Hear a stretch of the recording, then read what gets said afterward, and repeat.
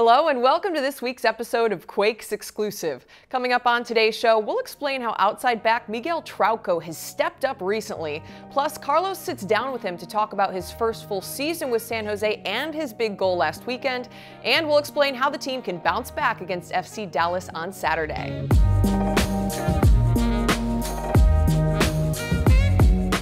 Welcome inside of Studio 74 at PayPal Park. Alongside the former Earthquakes midfielder Chris Dangerfield and World Cup reporter Carlos Yustis, I'm Kylen Mills.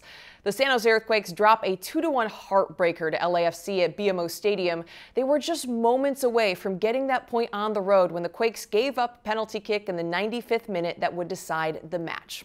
Carlos, what was your evaluation of the Earthquakes' play in this one? I mean, the very first thing is just that hard feeling of like it's so close again, and especially this one because he was going to be a tie again, and I think there has to be at this point some mental frustration of thinking that every single time you're on the road you can't get the result.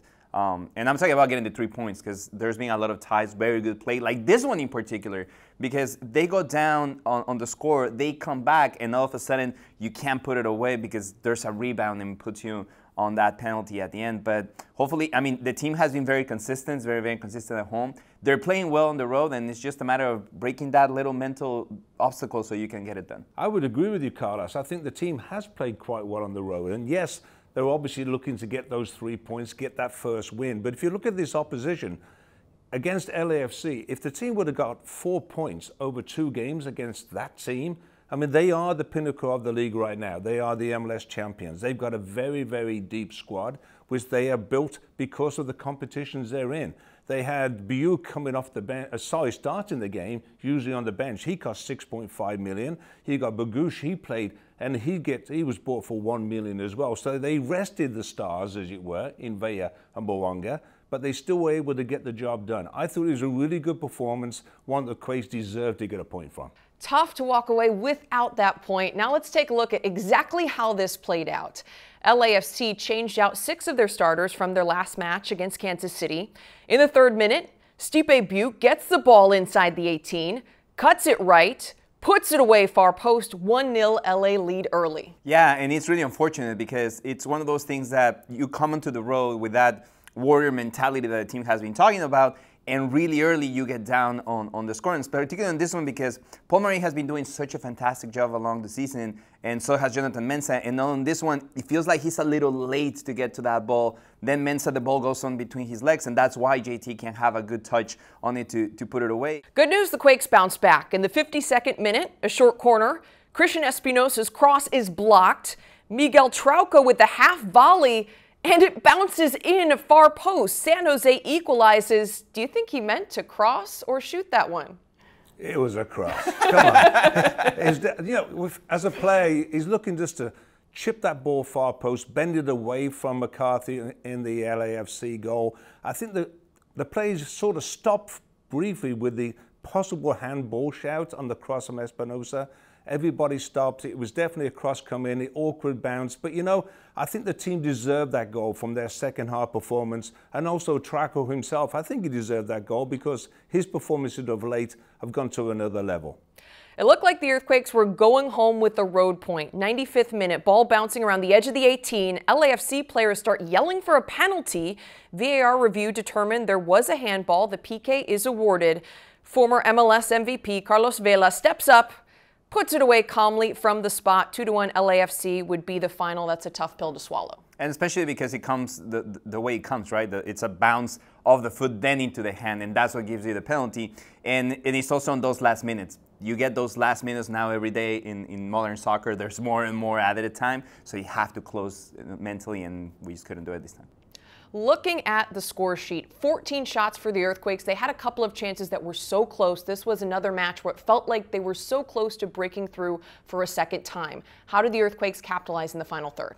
I mean, it's just being able to put away those opportunities. I mean, you have that play by Espinosa that just ricochets off the post, and it's a game of inches. It's being able to put it away, make it count, and even though they created a lot of opportunities, they can't put away. And I'm particularly concerned with the fact that there's been so many dead ball situations that can be put away, especially on the corner kicks. We're creating a lot of corner kicks, and you just haven't been able to score from them. Well, they got one from the corner kick at least. Now, one player in particular who did step up, scored on the corner, and has really been playing well in these recent games is Miguel Trauco, stepping into the starting lineup after Carlos Acapo got hurt. How has Miguel Trauco progressed this season, Danger? Well, progressed is the word, because I thought when he came to the club, he wasn't 100% match fit. And so since then, he's got the fitness side of the game, and now he's able to play his own game. He's able to get all up and down the field on the left-hand side. He's getting more involved in the offense, but he's doing his job defensively as well. I remember a tackle back the 78th minute where he slid and took the ball away from Denny Boango on the right-hand side. Fantastic play. But he's also getting involved in the offense. You can see his skills. His close left foot skills are very, very good.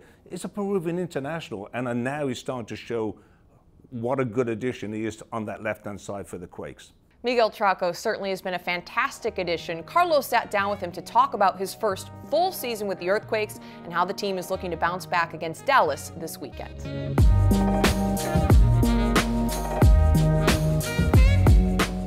¿Qué tal, amigos de Quake Exclusive? Nos encontramos con Miguel Trauco. Miguel, primero que nada, primera temporada completa en San José. Vamos a empezar desde el principio. Tú llegas a tomar la posición de un compatriota tuyo, Marcos López. ¿Qué tuvo que ver, Marcos, con tu decisión de venir a los San José Earthquakes? Bueno, mucho, porque siempre uno trata de averiguar lo máximo que pueda de un club cuando hay la posibilidad de ir. Entonces tuve la oportunidad de hablar con él bastante, con Ruiz Díaz también, para ver cómo era ya más la liga, todo eso. Entonces sí tuve bastante información de ellos dos. Y bueno, con eso creo que quedé más tranquilo y bueno, ahora aquí presente. Te tengo que preguntar, porque esto lo quiere saber todo el mundo. ¿El gol contra el AFC, estabas buscando el centro o se la tiraste a ese palo? Claramente, nunca, no me gusta mentir.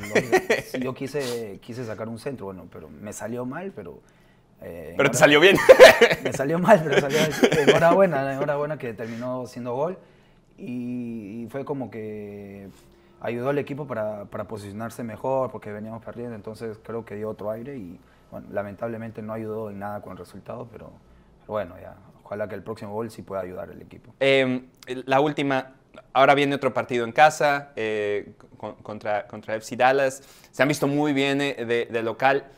¿Cuál crees que ha sido ese pequeño cambio de local? Y no se han visto mal de visitante, ojo, de visitante creo que han jugado muy bien, pero que han podido salir las cosas del local y no en la carretera. No sé a qué se debe, pero yo siento que el equipo de local juega más agresivo. Creo que eso es lo que hace que al final se den los resultados dentro de casa, ¿no? Y yo creo que si esa mentalidad lo llevamos para los partidos que jugamos de visita, tal vez sería otra la historia. Pero creo que de local somos muy agresivos, agregándole al buen fútbol que tenemos y que estamos con la confianza a tope jugando acá en casa, ¿no?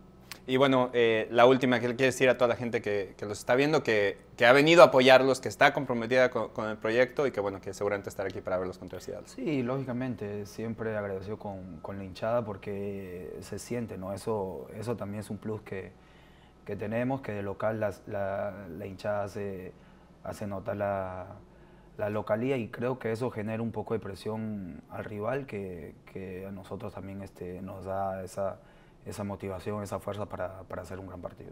Pues ahora lo tienen, amigos de Quake Exclusive, Miguel Trauco, con ustedes.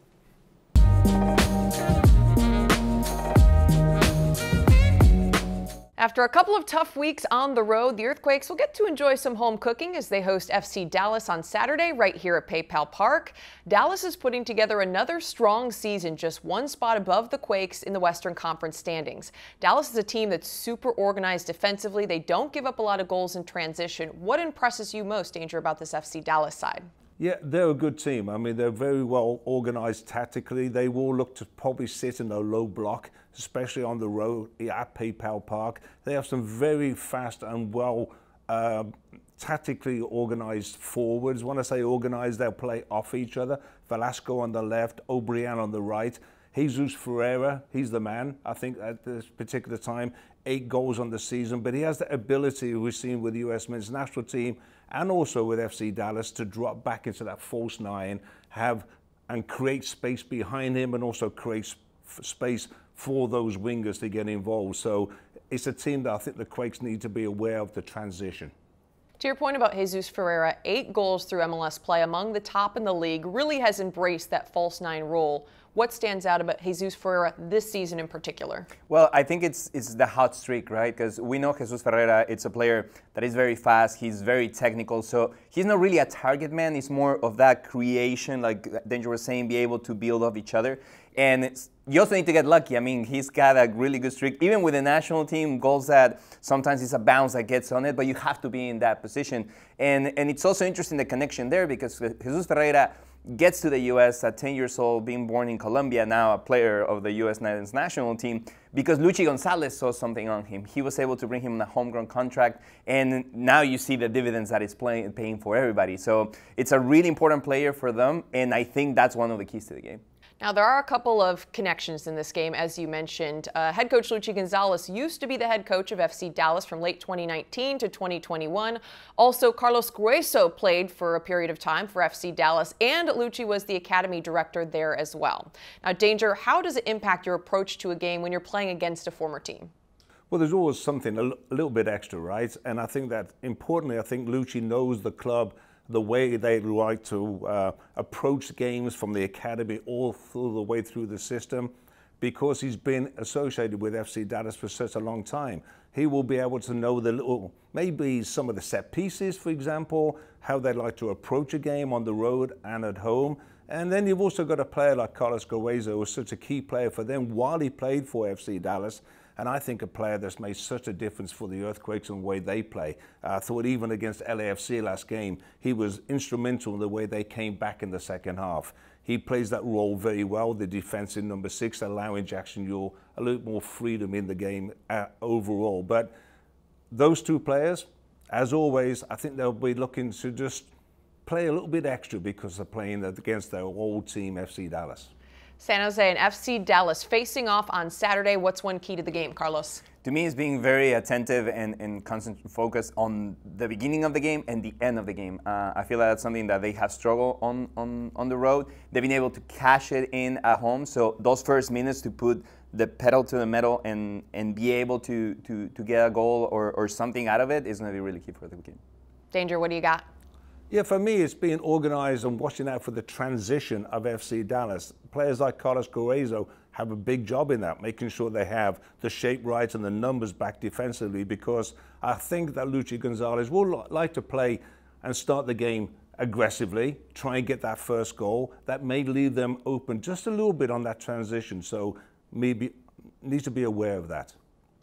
My key for the Earthquakes is to get some production out of the left side. Defenses are so focused on Christian Espinosa because of the MVP caliber season he's having. There is some space on the left to create some offense. No one is taking advantage of that, especially right now with Cade Cowell off with the national team.